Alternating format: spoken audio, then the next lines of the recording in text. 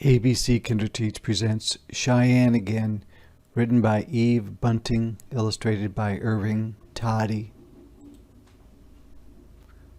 One day he comes, the man who counts, and says, "A boy, aged 10, he has to go." And when he comes again, he has with him the tall policeman in his white man's clothes, the one called Taking Man. He wears the hat and spurs, the gleaming silver badge that mark his work. "Run, run, run fast," my mother tells me. "Hide." But "No," my father says. "Young Bull must leave. Now is the white man's world. He needs to learn the white man's ways. The corn is drying out. There will be food in this place they call school. Young Bull must go." And so they walk me to the train, the man who counts and Taking Man. "You will speak English," said Taking Man. "It will be better so."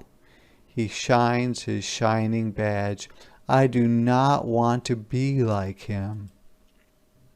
"This is the sleeping room," they tell me at the school. So bare a place, the beds in rows, no huddle of my brothers warm around, no smell of smoke, no robe spread on the ground.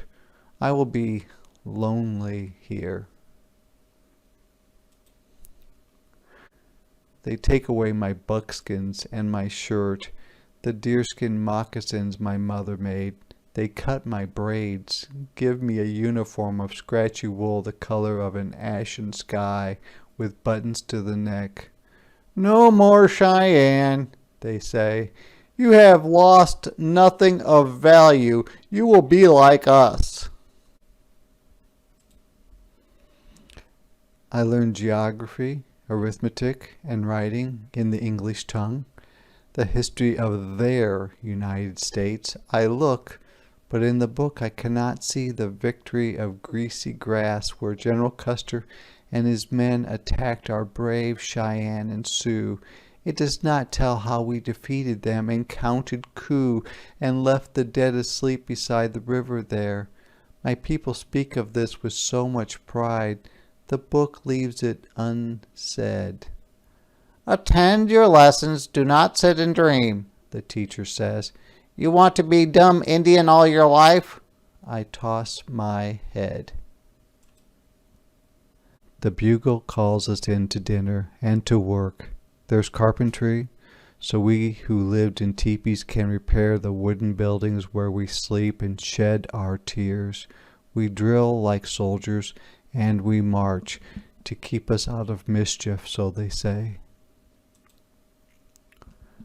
We march in boots that hurt our feet, so used to softness. Go to church, learn of the white man's God and of his love. We never speak Cheyenne or talk of the Great Spirit, the one who raised us in this land. The Indians in us must disappear, they say. It must be tamed. At night I hear the train, I hear the rain, and cry for home. One time, the time of the cold moon, I run away. The snow is deep. I have no horse, no food to take with me. I only have the stone my mother gave me once, the stone that wears the scar of wind and rain and still is strong. I hold it fast to give me strength. A blizzard roars across the plains and catches me so I can run no more. The trackers find me there and bring me back. The school will pay $5 cash for any runaway. They lock a ball and chain around my ankle for one day. "We must have discipline," they say. There is one teacher here I like. "Our world is changing fast," she says. We all must change. I think you will be glad someday of what you've learned, though it was hard. She gives me salve to soothe the place the chain has rubbed.